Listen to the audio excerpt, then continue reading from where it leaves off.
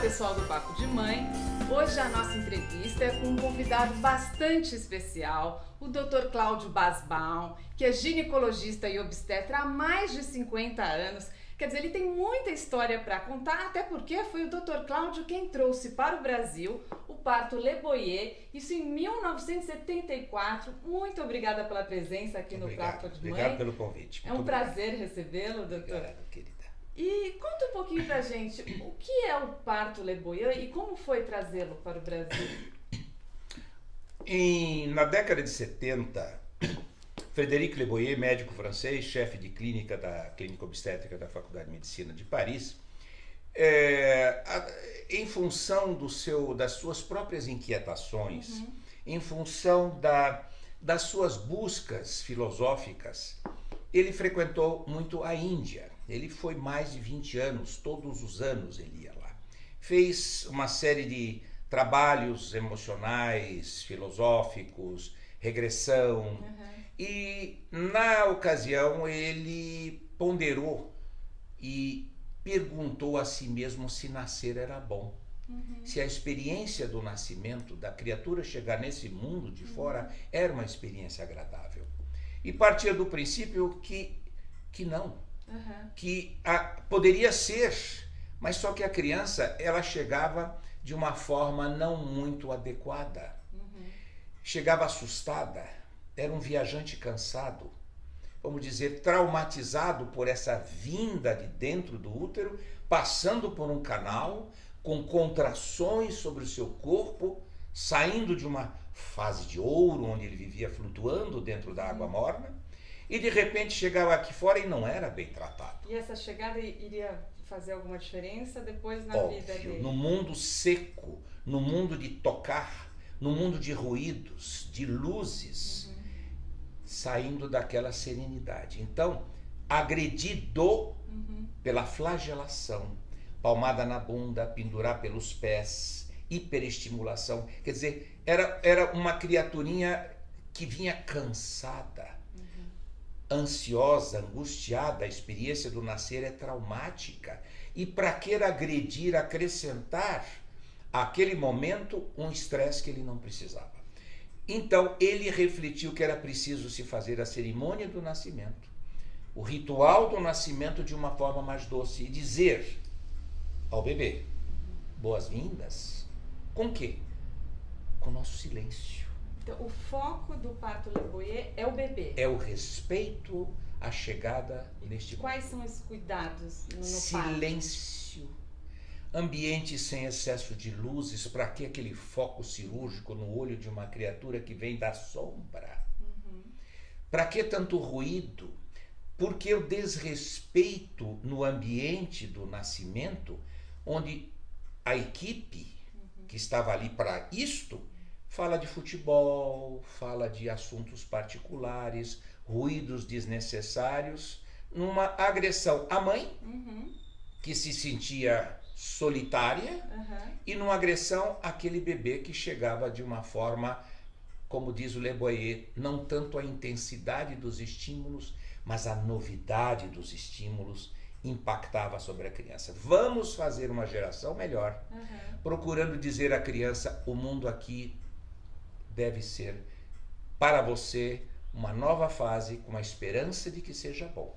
E essa novidade, como ela foi aceita no Brasil na época? Foi uma briga, viu? Foi uma briga, realmente eu tive momentos difíceis para poder divulgar esse trabalho, porque primeiro que mudar, né, as bases da obstetrícia no sentido da acolhida era um impacto. Né? E mesmo eu já fazendo carreira universitária e tudo mais, eu era um jovem médico, né? Era visto como trazendo uma novidade inútil, que hoje aquilo que nós chamávamos e que começou com o nome de parto Le Boyer, nascimento sem violência, né? Tradução de um livro publicado na França por Le Boyer, pour une naissance sans violence, quer dizer, por um nascimento sem violência.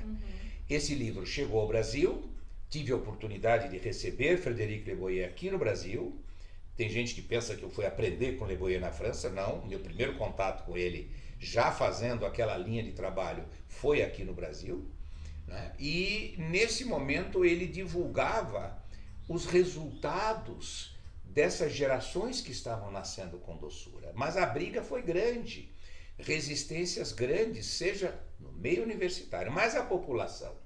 É como com O tudo novo, que é novo, o né? novo. Aham. O mundo queria isso, porque a resposta do mundo era muito positiva. A mulher sentia o direito de poder, a ela estava sendo dado, né, hoje usa-se a palavra, o empoderamento, Sim. era oferecido à mulher, você tem esse direito. E hoje, curiosamente, se esqueceu um pouco desse nome, parto Le Boyer, e mudou de nome, Porque hoje a mudou gente parto ouve muito, humanizado, parto natural. parto isso, parto... E muito a mulher em foco, né? Sim. A grávida, o bem-estar dela, as decisões, né? Ela ser ouvida, o que ela quer. Exatamente. Então, E acho o bebê? que ampliou um pouco, Ampliou. doutor? No sentido de parto humanizado, como para mim, eu quando pretendi, digamos, seguir a linha do Le Boyer e me inquietar com oferecer à criança, que é o centro, embora a mulher seja a grande protagonista, parindo, mas o principal protagonista naquele momento, nós estamos todos ali para receber o bebê. Fulana tá barriguda, tá esperando o bebê, nós estamos esperando o bebê desde que ela engravidou. E quando o bebê chega, ele era passado de mão em mão, entregue um pacotinho, pendurado pelos pés, levado pela enfermeira, e não era entregue a quem de direito, que os animais têm, serem lambidos quando nascem. Os gatos são lambidinhos, né? A ovelha é lambida. Os animais que não são lambidos quando nascem têm marcas, têm traumas ou até morrem. E a gente vê muitas mudanças, né? Até essa lei que depois do parto a criança deve ficar com a mãe. Isto é Le Boyer, isto é Le Boyer. Para a mãe já amamentar Claro. ali nos primeiros momentos. Mas, doutor, o que acontece que a gente vê tanta evolução, né? As pesquisas comprovando tantos benefícios Sim. no parto humanizado, parto normal, no parto Le Boyer, e a gente vê essa epidemia aí de cesáreas no Brasil. O que acontece? Na verdade, eu acho que é uma questão de praticidade, fazer em massa, como berçário. Berçário é uma enfermaria de doentes. As crianças não são doentes, não tem que ser isoladas. Quando eu nasci, eu fiquei no bercinho ao lado da minha mãe. Quando não, eu deitava até ali do lado, desde a maternidade. Então, se criou uma estrutura economicamente viável para jogar ali uma enfermeira, duas, um pediatra que cuida e joga lá 10, 20, 30 crianças. Né? É como se não são doentes. Porque eu tive a vivência visitando reservas indígenas, eu fui ver mulheres indígenas, caigangues, guaranis, das reservas, e a Índia ela vai parir na beira do rio, ou num lugar reservado, com a comadre ou com aquela mais experiente, e ela pega, lava a criança e cuida da criança. Por que que a mulher primitiva, a humanidade nasceu assim? Todas as culturas foram assim. E as grávidas que querem optar por um tipo de parto, um parto humanizado, um parto Le Boyer, elas têm essa condição na saúde pública? Sim. Elas podem optar? Eu acho que é até mais prático. Porque a estrutura cirúrgica de uma cesárea envolve uma equipe, anestesista, equipamento cirúrgico, salas cirúrgicas. Para parir é preciso ter o recurso, eu não vou voltar no tempo, eu sou um professor, embora hoje aposentado de medicina, eu tenho que defender que a medicina evoluiu. Nós temos todos os recursos para, no momento de dizer precisa de doutor, precisa de doutor. A estrutura tem que estar montada. Para montar por uma cirurgia é muito mais pesado. Um ambiente de nascimento, como hoje se faz em algumas maternidades, né, que são aquelas salas de pré-parto, onde fica o casal compartilhando. É que às vezes na saúde pública a mãe, a grávida ali não consegue ser ouvida, né? Mas já é um direito por lei. É. Já é um direito por lei. Ela pode reivindicar a lei, ora a lei. Então ela precisa saber dos seus direitos para chegar lá Sim, e exigir sem dúvida. os seus direitos. Ela tem o direito de companhia, ela tem o direito de ter ao lado dela uma pessoa que fique ao lado, que seja o marido, a mãe. Eu gosto muito mais que seja o companheiro, o marido, o pai da criança, porque eu digo assim, sabe, que o bebê quando chega, eu vejo o bebê como um ETzinho chegando na face da Terra. Ele está vindo dentro de um foguete, ele está aterrissando, ele está vindo de um outro planeta. Porque ele parece um ser, um extraterreninho quando ele chega. Ele nem respirava, ele respirava pelo cordão umbilical, não é? É tudo diferente. Só quando ele chega aqui, ele dá sua primeira inspiração. Não é? Recebe o ar atmosférico e ele entra na nossa vida. Aliás, inspira para a vida e quando morre, expira.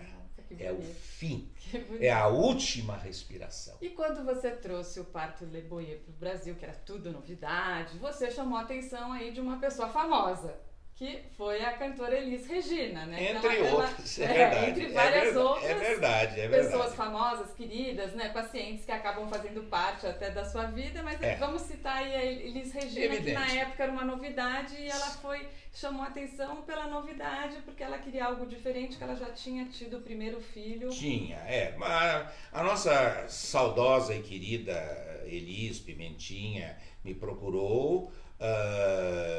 É muito engraçado assim, porque ela teve um contato, ela me foi indicada. Outro dia eu estava lembrando como é que ela chegou a mim, né? Então ela chegou através de uma jornalista, né, que sabia que eu tinha trazido esse trabalho, e a Mônica Figueiredo, e ela é filha do Abelardo Figueiredo, que fazia grandes shows aqui em São Paulo, né? E ela mostrou para Elis uma matéria que tinha saído comigo, uma matéria muito importante com o título de Nasceu, do Marcos Faerman, que ganhou o prêmio ESSO de reportagem na área médica. E foi uma matéria que explodiu, porque eu abordava exatamente toda essa filosofia de Frederico Le Boyer.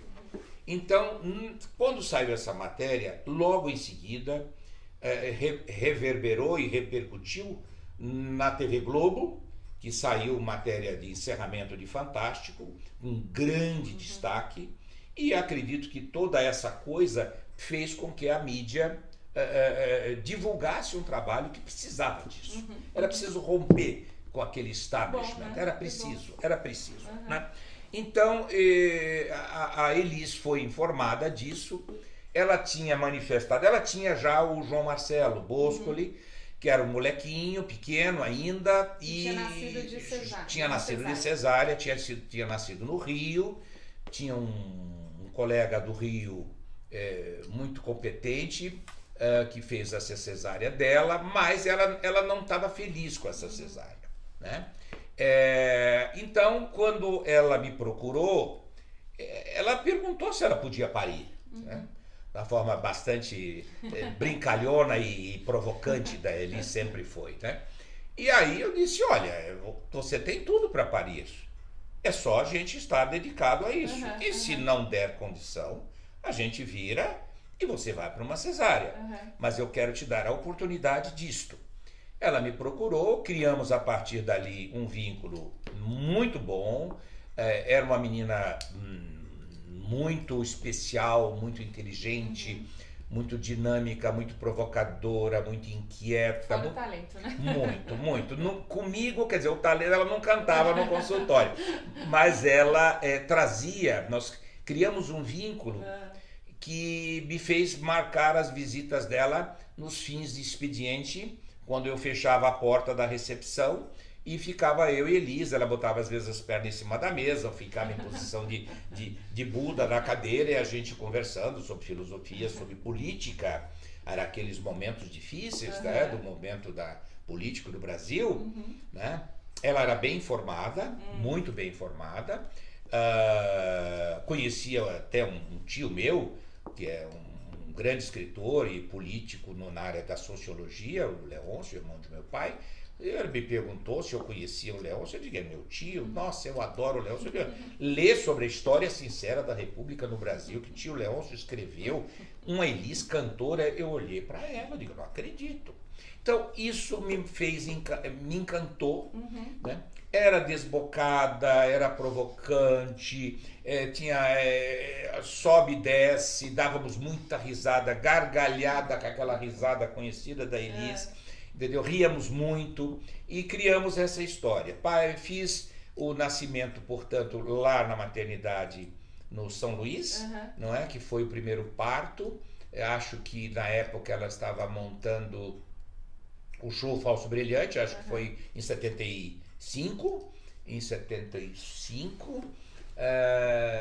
e nós tivemos, ela me xingava durante o trabalho de parto.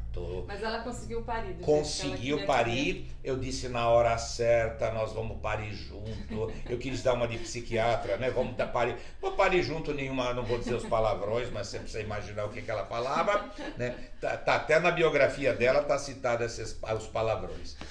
E chamei o anestesista daquele momento. Tudo se apaziguou, ela chamava o anestesista de mágico, o mágico me ajudou, o Basbaum foi maravilhoso, mas sem o mágico não ia ser nada. Bom, conseguiu parir, deu à luz, pegou o Pedro Mariano, botou no colo, cantarolou com ele abraçado, foi muito bonito, muito carinhosa com o bebê. É um momento muito importante para o vínculo também, né? Mãe e filho. Ao seio. É o direito absoluto que a criatura tem de ir para o peito da mãe. É o mamífero que não busca sozinho. O mamífero, os outros, eles chegam perto do peito, mas o mamífero humano precisa ser colocado. Porque se a gente deixar, há movimentos tão primários, se você põe no abdômen da mãe, a criança quase que se arrasta à busca do peito. E eu observei isso muitas vezes e é normal, é só deixar. Mas para evitar toda essa ginástica, oferece direto ao seio. Abraça, é um momento de emoção, oferecer o peito, que salva vidas. Vem aquele colostro que contrai o útero, que apazigua, que a mulher se sente realizada e dizer, concluo o meu papel, meu esforço valeu a pena, e não ficar vendo aquele pacotinho sendo levado, como eu já vi tantas mães estendendo a mão, não vai ficar comigo? Isso há muitos anos. Isso quando eu comecei, veja bem, foi tudo em 74, nós estamos hoje no ano de 2017, e de lá para cá não dá. Depois eu comecei a adotar isso, inclusive na cesariana. Eu rompi de fato. Na cesariana, imagina, barriga aberta, como é que você vai botar a criança? Eu separo com uma haste metálica, campo, pego o bebezinho, entrego ao seio da mãe, ao lado do pai, e eles recebem por direito. A criança é resultado de uma relação de amor entre o homem e a mulher, até prova em contrário. Que bom, porque não isso é importante. Para ser recebido pelo pai e pela mãe. Doutor, e tem uma mensagem, um recado para essa grávida que está assistindo a gente? E ela, lógico, né? A mulher fica com essas inquietações, fica ansiosa. O que ela pode, assim, tentar para ter uma gravidez tranquila, um parto, né? Tranquilo também? Claro. Veja, a gravidez é um processo mágico, um processo de expansão interior da figura materna, um processo de um útero que se expande, um processo de uma criança que cresce e se expande e vai se transformando em pessoa na vida intrauterina. Não é uma cera virgem. A criança vai se desenvolvendo, não só o seu corpo, mas as suas estruturas, o seu cérebro, as suas emoções, a sua memória. A criança tem memória, a criança tem gostos, a criança tem audição desde o 6º mês da vida intrauterina. A criança tem memória se ela passa estresse por causa da figura da mãe. A criança tem gostos musicais, se você fica num ambiente de música extremamente agitada, ou seja, a criança não vai gostar. Aí joga uma música serena, de ciclos lentos, não é? Essa música vai serena e a criança se acalma. Então o que é preciso? Primeiro, Entender que ela está gerando uma criança, que está gerando uma pessoa, para a qual ela deve dirigir seu pensamento. Ela é a energia para tudo. Se dedicar a alguns momentos do dia, porque ela vai ter outros tantos que vai precisar. Ela não pode deixar de viver, não pode deixar de fazer as coisas. Mas 10 minutos por dia, quando ela for tomar o seu banho, ou ela for recostar para dormir, fala com o bebê. Aliás, Le Boyer me ensinou isso. Uma grávida perguntou, mas o que eu faço durante a gravidez para o meu bebê? E ele, numa forma tão... Esse meu guru era uma maravilha, ele disse aqui, il faut chanter pour ton bébé. Precisa cantar para o seu bebê. Esse cantar quer dizer pense nele. Se quiser cantar, cante. Se quiser tocar uma música, toque. Pense. Precisa de muito tempo? É um momento de meditação, de reflexão junto. Bebê, você é pessoa, eu te quero bem, fala com ele. A gravidez irá. É preciso para que chegue ao final feliz, que ela esteja tendo uma assessoria, um suporte, uma parceria, uma cumplicidade com um obstetra que tem uma visão humanística. Se ele for um cara que anda com bisturi na mão, pensando que vai tirar na hora certa ou na hora errada essa criatura, como uma cirurgia, e tirar um tumor, bem, né? Não é. Não. Então, se ela tiver essa expectativa, peça. A mulher tem o direito, eu insisto, até a chegada do bebê, a grande protagonista vai ser a mãe. Os direitos são dela de pedir, esse é o meu momento irrepetível. Porque mesmo que ela for dar à luz uma segunda vez, não é a mesmo parto do primeiro. O momento dela é diferente. Então, se eu posso dizer a você que está esperando o bebê, pense no seguinte, você é que tem o direito. Você não vai ter que fazer o parto que o doutor quiser no ambiente da forma que ele quer. Conduza, mostre as suas expectativas, os seus desejos, ponha o seu companheiro envolvido. É importante que o obstetra envolva. A gestação e o nascimento é uma festa de família, mas sobretudo do casal. Ou une ou desune. É preciso ter essa parceria. Se você já embarca neste processo desta forma, com um profissional que vai dizer amém, sem deixar que haja algum problema na sua saúde no momento do parto, com certeza você vai alcançar isto e vai ser muito feliz. Peça, eu quero um ritual do nascimento. O meu bebê não nasce 2 vezes. Só se nasce uma vez. E é preciso que não se perca isso. Que resultados vai ter? Geração muito melhor, mais segura, mais autônoma, mais feliz, que é o que esse nosso mundo aqui de fora está precisando. Nossa, importantíssimo, doutor. Muito obrigada, viu? Foi uma delícia recebê-lo. E fundamental, todas essas dicas. Tenho certeza que todo mundo gostou bastante. Obrigado. E uma longa jornada aí. O Continua. senhor ainda nessa profissão linda. Parabéns por esse trabalho. Muito obrigado, foi muito bom. Por essa carreira aí tão importante, né? Poder falar desse tema que me é tão caro e poder divulgar para a população que faça e busque esse prazer nesse mundo tão conturbado, para mim já será uma grande vitória poder dizer valeu a pena. Obrigada, doutor. Obrigado. Viu?